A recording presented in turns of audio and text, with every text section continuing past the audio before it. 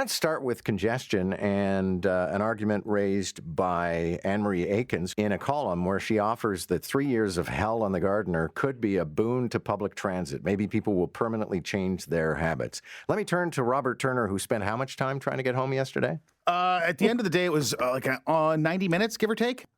If this is the plan to get everybody on transit, I understand the ideal world everyone is pushing us to live in is everyone piling on transit.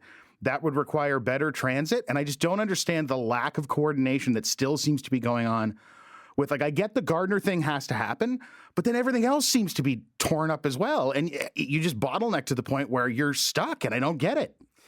John Tory, your thoughts? I mean, first of all, you can push people onto transit, which is a desirable thing to do environmentally and in many other ways, traffic-wise, but that's only when the transit is there.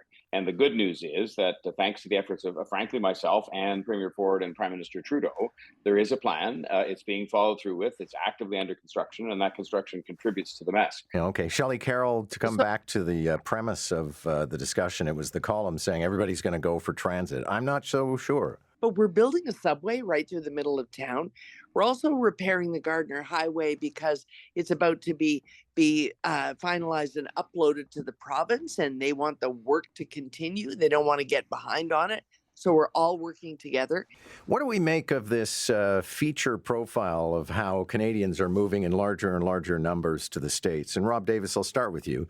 The suggestion in the coverage was, they're trying to get away from Justin Trudeau. I think it's a much subtler thing. It's about property value, and it's about people retiring to sunnier climes.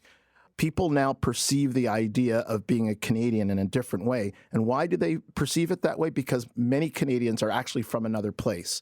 So the notion that you might come from continental Africa or Asia or Europe or the Caribbean, move to Canada, build a life, build assets, and then possibly retire somewhere else is not so far-fetched. And so a lot of Canadians have that opportunity, and they have the mental mindset.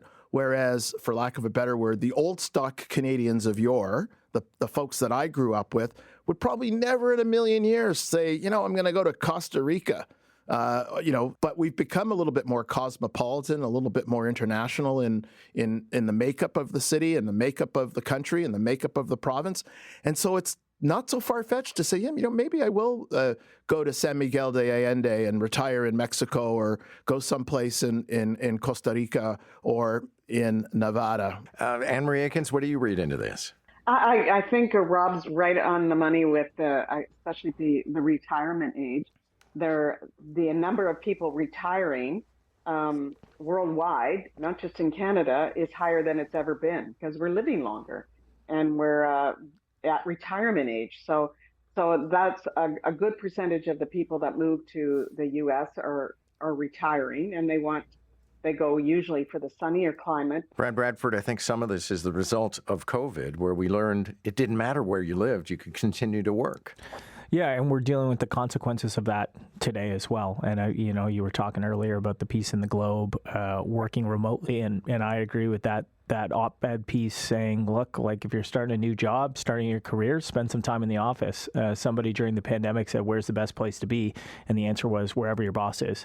And, you're trying to learn. And I think that's important. But if you get back to this piece, Board of Trade pointed out last year, 50,000 people left the city of Toronto. And it's people who are struggling to find affordable places to live, to make it here in Toronto. And so they are looking to other markets, not necessarily the U.S., but the GTA and abroad, maybe Alberta. And that's the challenge, is those are folks that make a good income, but not enough income in this city. They are contributing to our economy. They're making contributions to our GDP, and they are leaving the city. So those productive people that are core and essential to our future sustainability and prosperity as a city, they're pulling up pegs and shipping out.